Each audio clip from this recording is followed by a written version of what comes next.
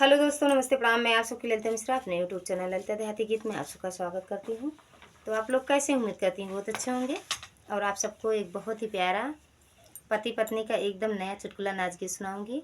तो आप लोग सुनिएगा और कमेंट बॉक्स में ज़रूर बताना कैसा लगा आप लोग को यह चुटकुला नाच गीत। हर हर महादेव, जय माता दी, और अपना प्यार दुलार आशीर्वाद दीजिएगा। 4 दिन खातिर बन जात्या सरकार मोर सजनवा, 4 दिन खातिर बन जात्या सरकार मोर बलमुआ, सरकार मोर बलमुआ, सरकार मोर बलमुआ, सरकार मोर सजनवा, दमदार मोर सजनवा। 4 दिन खातिर बन जात्या सरकार मोर बलमुआ, 4 दिन खातिर बन जात्या सरकार मोर सजनवा। सास के लइहा एक का, ननद के लइहा रेक्सा, सास के लइहा एक का, ननद के लइहा रेक्सा।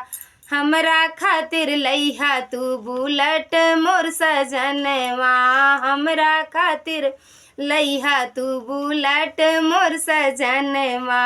4 दिन खातिर बन जात्या सरकार मोर सजनवा, 4 दिन खातिर बन जात्या सरकार मोर सजनवा। सास के दीहा रुपिया, ननद के दीहा पैसा, सास के दीहा रुपिया, ननद के दीहा पैसा।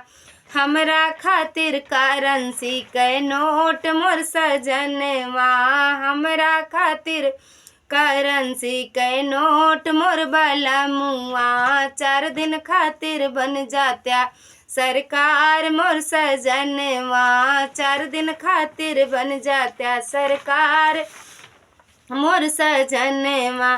सास का दीहा महला, ननद के 2 महला, सास के दीहा महला, ननद के 2 महला।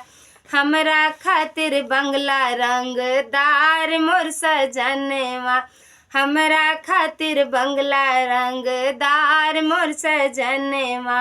4 दिन खातिर बन जात्या सरकार मोर सजनवा, 4 दिन खातिर बन जात्या सरकार मोर सजनवा। सास के दीहा, सास के भेजिहा नैहर, ननद के भेजिहा ससुरे, सास के भेजिहा नैहर, ननद के भेजिहा ससुरे। हमहू कल चलत्या तू विदेश मोर सजनवा, हमहू का तू लई चलत्या परदेश मोर सजनवा। 4 दिन खातिर बन जात्या सरकार मोर सजनवा, 4 दिन खातिर बन जात्या सरकार मोर सजनवा, सरकार मोर सजनवा, दमदार मोर सजनवा, सरकार मोर सजनवा, दमदार मोर सजनवा।